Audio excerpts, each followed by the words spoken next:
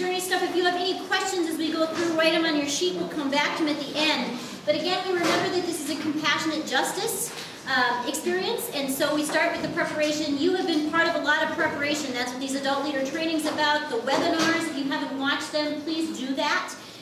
The fundraisers, you're finishing those up. The group building, you will be meeting with your bus groups. You've been hopefully looking through and doing some of that getting ready material on the gathering site, and you've been making those congregational and youth group connections. You're going to keep doing some more preparation before we get on there on the bus. You might consider those prayer partner pieces that Katie talked about. You're going to think a little more about the offerings for both the journey and the gathering. You're going to talk about what's your system for money going to be. That's a big thing to talk about. You don't want your kids carrying a whole bunch of cash. And we know that checks won't work in a lot of places. Do you have a church credit card? How are you going to dole out that money? Are you going to recollect change? What do you need for receipts from kids? Think through that money plan before you hit the bus, because that could be a messy piece. There's a commissioning service online. I encourage you to do the commissioning experience with kids.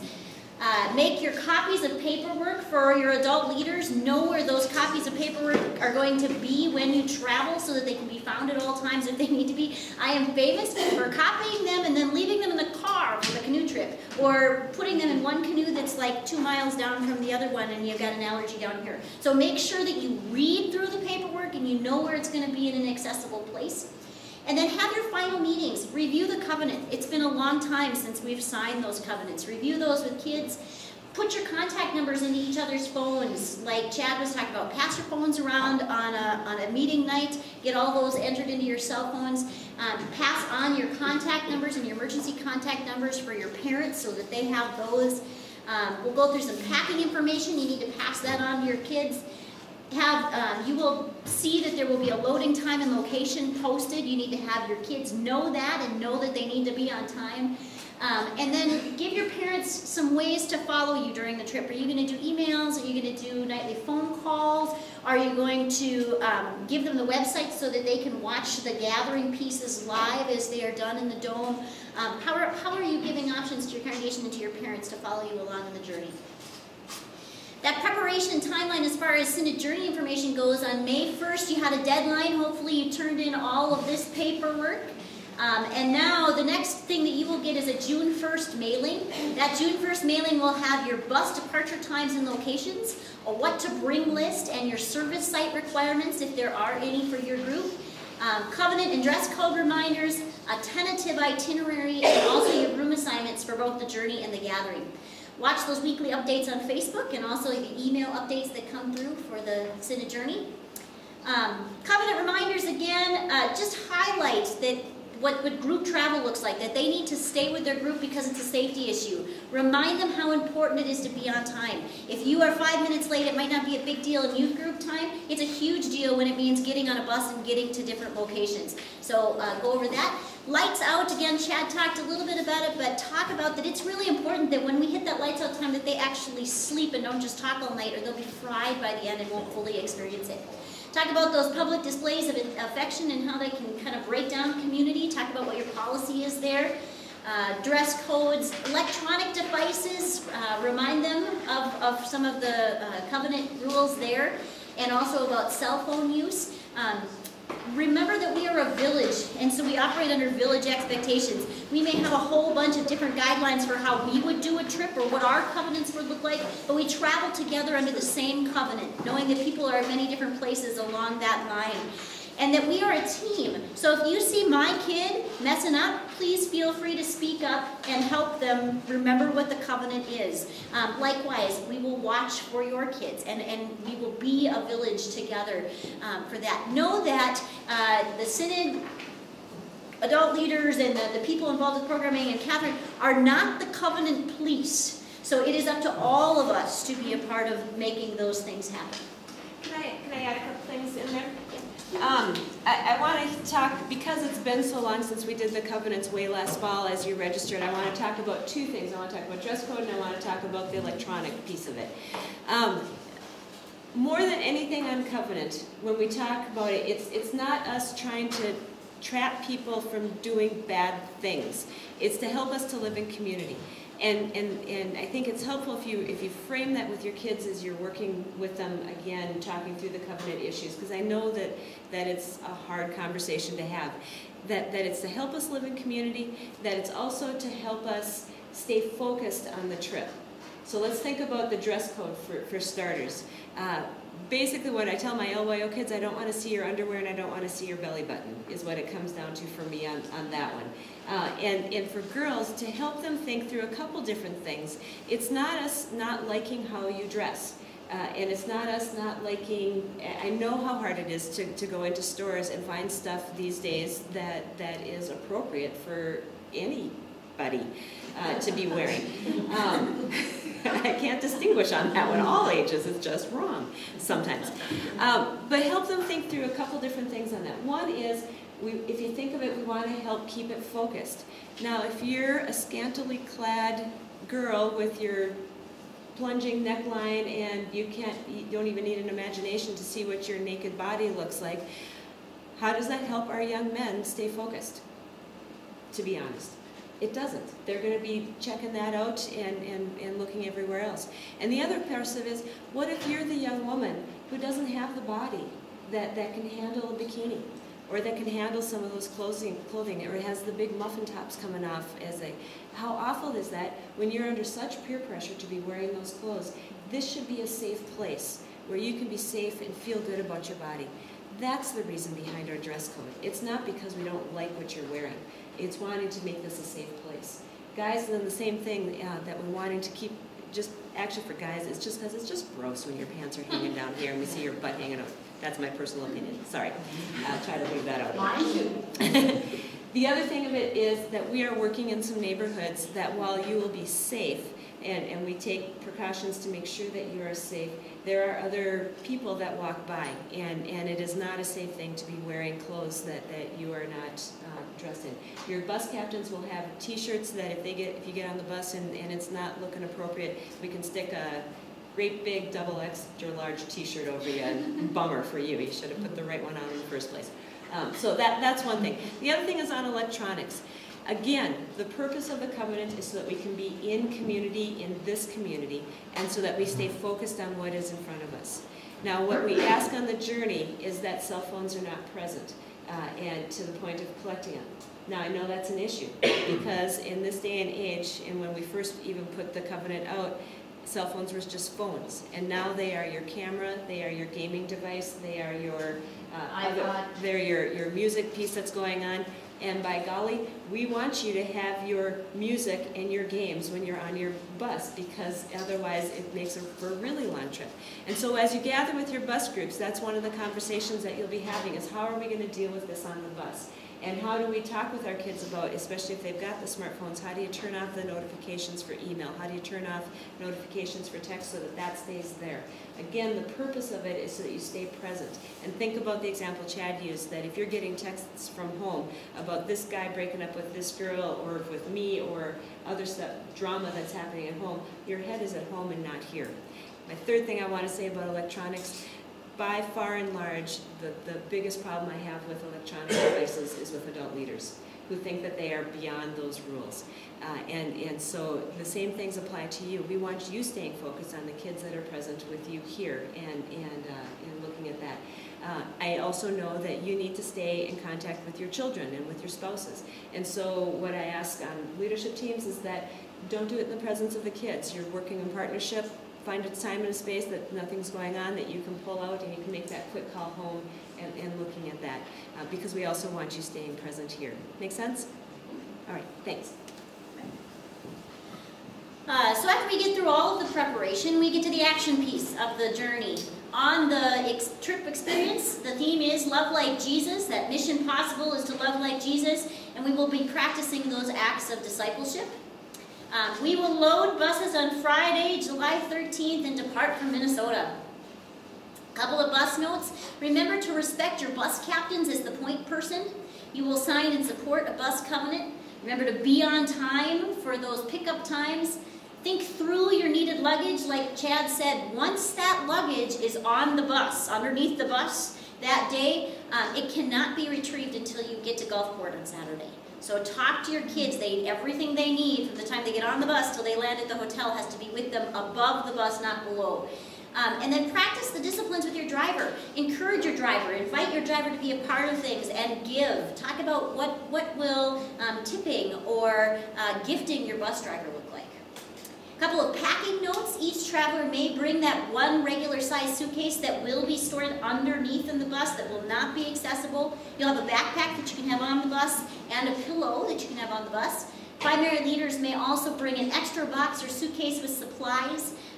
They are required to bring a sleeping bag and a pillow just in case anything gets messed with as far as room assignments. We hope everybody has a space, but if not, we need everybody to have a sleeping bag and pillow for those unexpected things.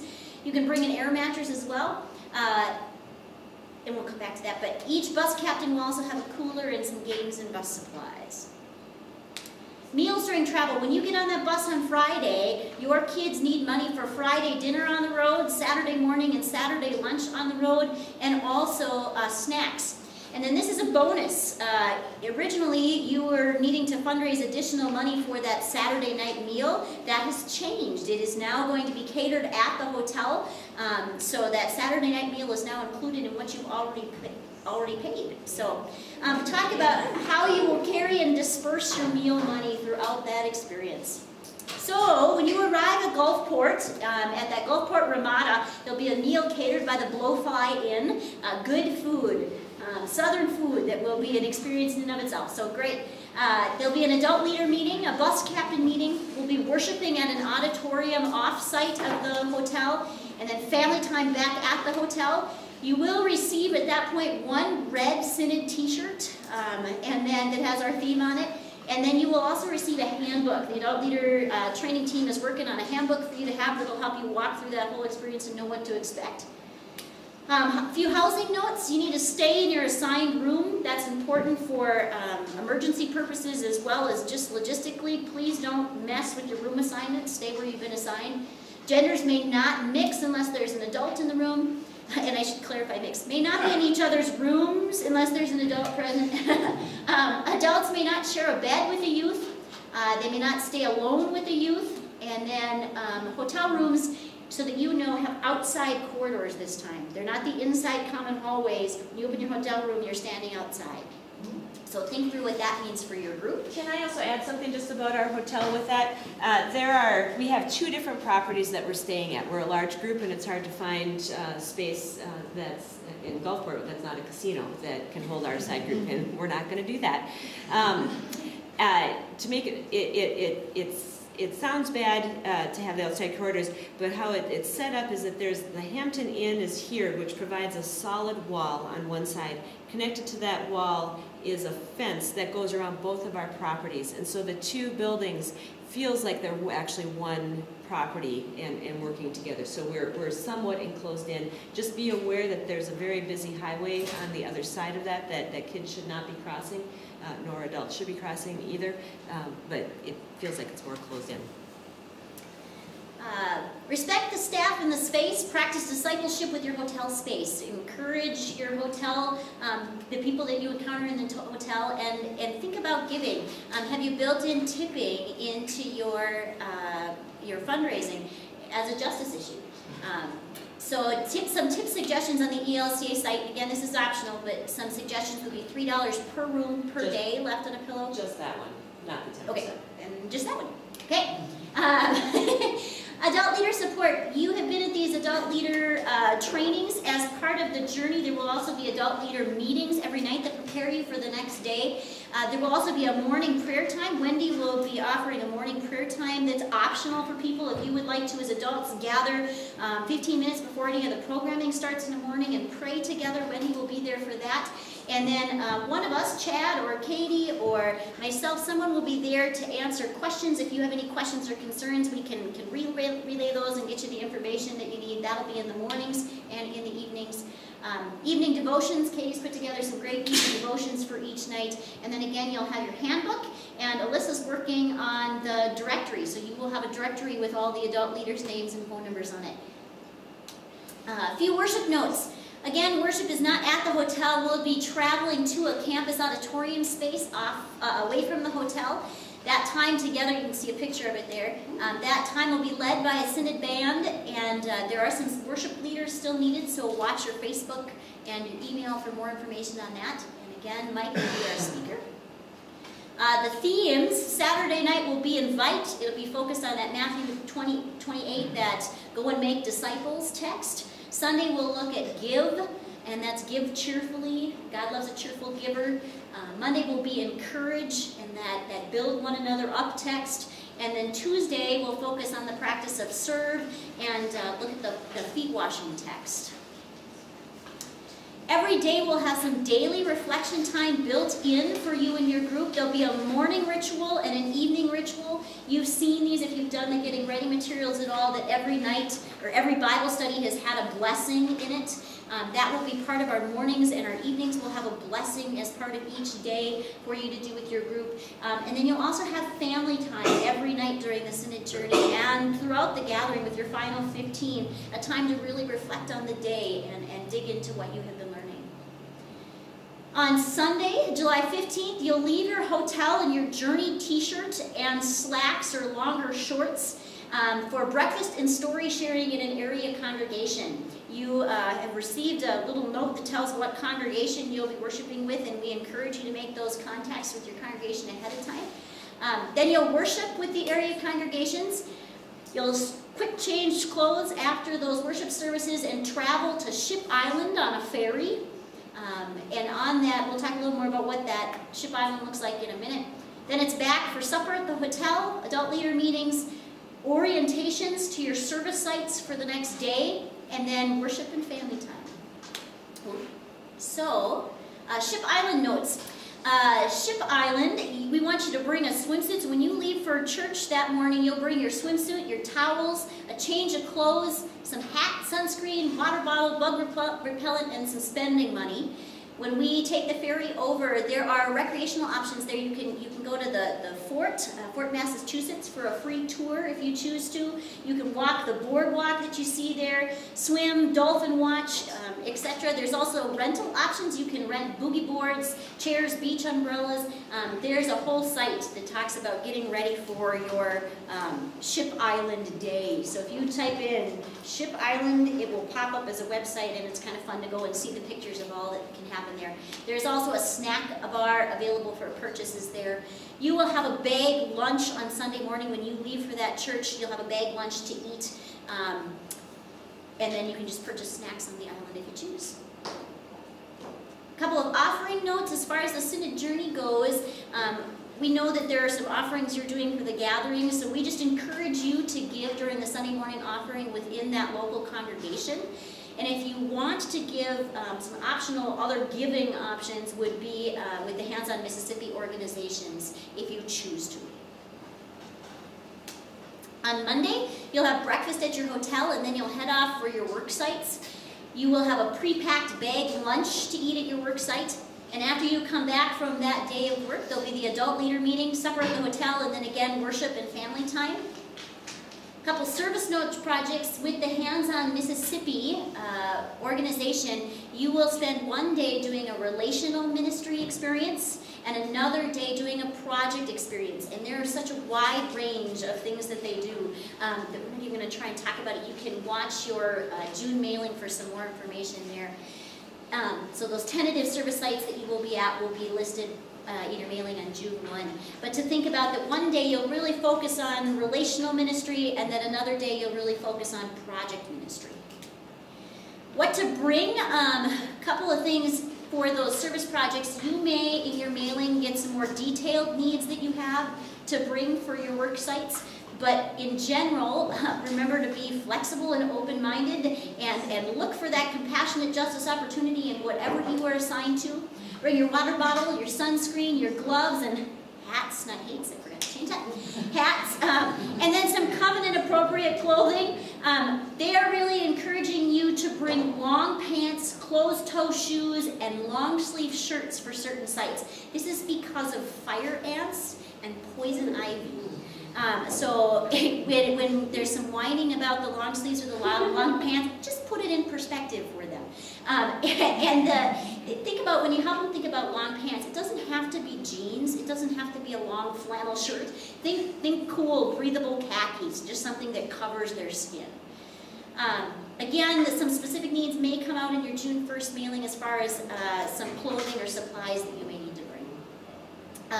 Then on Tuesday, July 17th, again, you have breakfast at the hotel. You'll head to your work site for either your relational or your project day, depending on what you had the day before. Again, you'll have had those orientations at the hotel on Sunday night that will really prepare you for whatever site you will be working at. You'll have a bag lunch for your work site again, and then following our work sites, we'll be having a beach party and supper on the beach. There are Gulfport organizations that are providing some activities and learning stations at the beach. There'll be volleyball, swimming. There's a visitor center that offers tours that's really close to where we'll be. It has a small gift shop. And you can also walk the pier.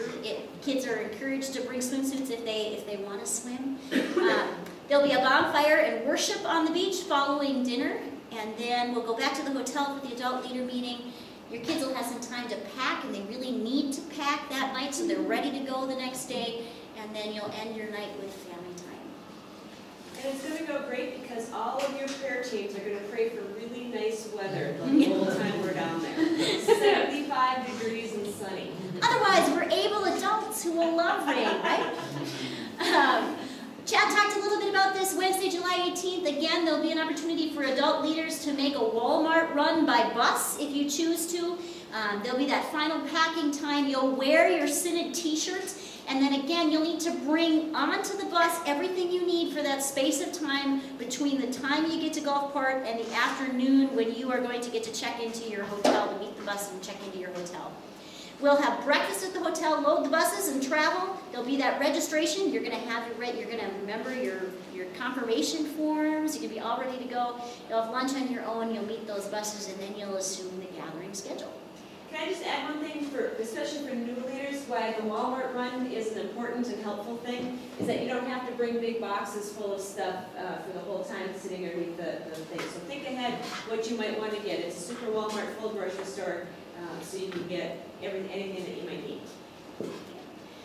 During the gathering, you'll have that gathering info line wristband on. That is the first way that you contact or ask any questions during the gathering. You'll also have that adult leader directory with you so that you can contact one another during the directory with any concerns. There will continue to be that check-in time at our hotel at the corner of Bourbon and Canal. There will be in the hotel available for questions in that morning prayer time throughout the gathering as well. If there's a problem, you can call Paula. You will have Paula's number. And then Paula will contact Catherine only in a case of an emergency or if it's information that needs to be passed on. Please do call Paula if your group does have any emergencies or anything that you need help with. Don't call Catherine during the gathering as she's going to be leading discipleship days all over. Then Sunday, July 22nd, you had this wonderful gathering experience. You're going to load the buses on Canal Street at the assigned time. Again, we used to laugh. The last trip, the first year I went on a gathering, we were in one of those monster hotels, and it took us like 2 hours to get down the elevator. And we were just pushing it to get onto the bus. And so last year we said, now remember, you have to plan elevator time. The great news about our hotel is you don't need to plan 2 hours to get on the elevator. But please plan enough time that you can be at the bus at loading time on time. Buses will then drop you off at the Dome for morning worship. And you'll have Synod lunch together at the Dome. And then you'll load the buses and depart for Minnesota. Dinner on the road on your own. And then Monday, July 23rd, you'll have a breakfast and a lunch stop and a late afternoon arrival at home. And that's when your work of reflection continues and you really work on that celebration piece of the compassionate justice. A couple of thoughts for reflection and celebration. First, when you return, it would be, I know everybody's so exhausted and your parents are just anxious to grab their kids and go, but what would it look like to quick grab your group and pray for your group and their parents as they depart? Set up a group meeting for reflection to follow. So when they get off the bus, you know you can say, okay, now next Wednesday we're meeting to reflect and to get ready to do some kind of sharing with our congregation. Plan a worship service or a community sharing event. Post pictures. Ask youth to share their stories. Write follow-up articles for newsletters and bulletins. Take part in compassionate justice activities at home. Offer an appreciation meal for those who supported the experience. Continue the practices with your wider youth group, and consider a bus reunion. We have a couple of you. Okay, this falls in the weird place because mostly we forget to do it in between times. But the two pieces of paper that I handed out to you are important pieces during the journey, both our crisis management plan and the notification procedures. And just want to make sure that you know what we do in case if there should be any sort of an emergency. If you start with the salmon-colored one, most importantly, we check things out for you, but you also need to be aware as a leader what to do and where things are at in case of emergency. So know where phones are in case cell phone towers are down and can't be working. Know where shelter areas. We are in a area that gets hit by storms, and we are there during hurricane season. Now, the good thing about hurricane season is that you know when hurricanes are coming, and so we've got protocols in place if that should happen while we're en route or whatever. So that's not going to happen because all your people are going to be praying for good weather. Anyway, also make sure that you have that your group knows where an outside meeting location is in case if there is some sort of emergency. So at the Ramada and the Quality Inn, right next door, there's a parking lot in between those two buildings. That is our meeting location, assuming that location is safe. When we're at the work sites and out and about at the auditorium for worship or whatnot, the meeting location is on the bus. So anytime we're moving, it's wherever the bus is or as close to the bus as you possibly can get. We will know where some possible locations are going to be. The info line is your best friend when you get to the gathering. That number knows everything. The safety and security team is amazing. They can take care of any problem, any question that you might have. Make sure you discuss emergency procedures with your kids. Every adult leader should have a first aid kit with them, in their backpack, traveling with them at all times, wherever you go, just in case. We also have, on the journey, we've got additional first aid kits, but we can't get to you. We're 3 people, and you are many more than that. Keep it with you at all times. We highly encourage that you have all adult leaders take first aid and CPR. We will be asking here shortly if there's any adult leaders in your group that's EMTs, nurses, doctors, has some of that would be willing to be a health consultant in case if we have something go wrong, it's just an extra layer of people before having to go to a hospital to discuss that with. And again, make sure your health and release forms are always with you. We have the copies with us too, but again, I'm not always with you, and you need to have that with. In case of a weather warning, make sure that you're staying calm. That's when we need our able leaders the most. If you have a radio or flashlight, bring that with you. Keep people calm. Sing songs, pray, do what you need to do. And then when it's given the all clear, meet at that designated area. If there is an emergency, if there's a medical emergency, a missing person, etc., contact the appropriate people on chain of command. I'll go over that in a second. Basically what you need is to stay with the injured youth or adult. So if I come upon Siobhan and she's hurting, I stay with her. I'm in my group of 3, and so I can send somebody else to go get help. But we want one of our people to stay with our folks until that adult leader shows up or someone else from their group shows up, or I or Marty Hanser or Paula Ross or some of the leadership team show up to be with them. And then we'll notify people and the contacts and work with that from there. On the security stuff, Chad covered most of this, making sure that you're with 3 people at all times, especially when we're in Gulfport and the Gulf Coast area. During those times, we are always traveling as a group. There's never really an opportunity for you to venture off on your own. When you're in New Orleans and out on the streets, make sure an adult is with that group of 3 at all times, unless if you're in the Practice Peacemaking Center, is our suggestion and encouragement. Participate fully. We talked about dress code, talked about t-shirts, don't bring pocket knives, squirt guns, laser pointers, all those things that can be considered a threat. And youth may only depart the planned itinerary if I have a note and you have a signed written note from a parent of when and how that's going to happen. Every once in a while we have someone whose parents decide that they want to go to New Orleans too and have a family vacation post-gathering and want to pick up their kid along the way or something like that. emergency numbers are there. My cell phone number is there, 218-310-8528. That will be on wristbands that your kids will receive and adult leaders will receive as you get on the bus on Friday, July 13th, and those will stay on for the remainder of the gathering. That's the emergency number, but then we switch over to the info line once we get to the gathering and ask that you do call Paula Ross. And I can't say that enough. Do call me, and I know how to manage stuff too. If there's an emergency, you can't find Paula, I would much rather have that call too. I can manage that. We've got stuff in place. Just don't call me like if your coffee pot doesn't work. You might get hung up on. I don't get a lot of That's a major emergency. Well, I know, on different levels. Notification procedures, obviously 911, if there's a major emergency, that's the first place you call, that before you call anybody else on this list. We are a large group of people with a lot of different personalities, together for an extended period of time with very little sleep. Conflicts happen, and so just make sure that this is how we deal with those. And my first question will be, have you personally talked to the person that you're having a conflict with and tried to work it out there? And then from that step on, try to bring in another adult leader from your group or maybe your bus group. And if that still doesn't work, then bring me into the conversation. And every once in a while, very rarely, it escalates to the point in which we need to call the pastor at home, or the bishop is going to be part of our journey as well. And the different people that we work with there. In case of minor emergencies, we just want you to know that we contact people. We don't let that go. You know, we call home and we call the people that need to be, and you can read through on what that is. Major emergencies, again, that's our process of notification. So, any questions on these? Okay. Questions that anyone has about the Synod Journey at this point?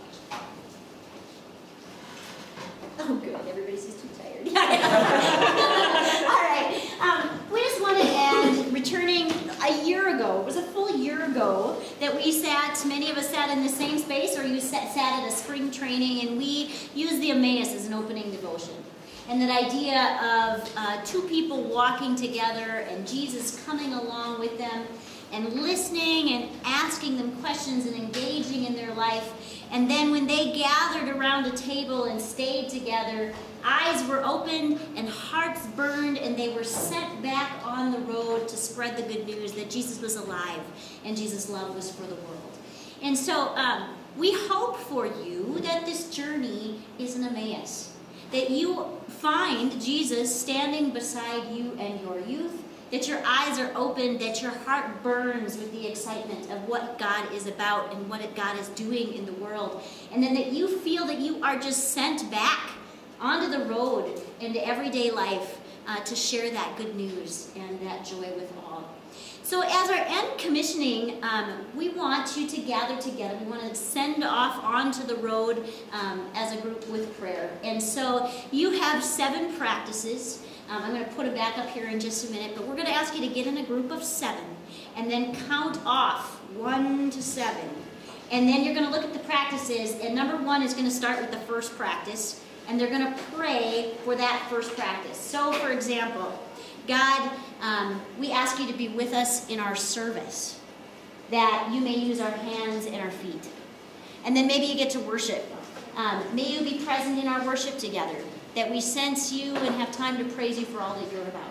An invitation, maybe be welcoming. So you're going to think through, and all the way around the circle, every one of those 7 people is going to pray for a different practice, and then we will be sent on our way. So go ahead and get in a group of 7, number off, and when you are ready, pray together as a group. Go in peace, serve the Lord.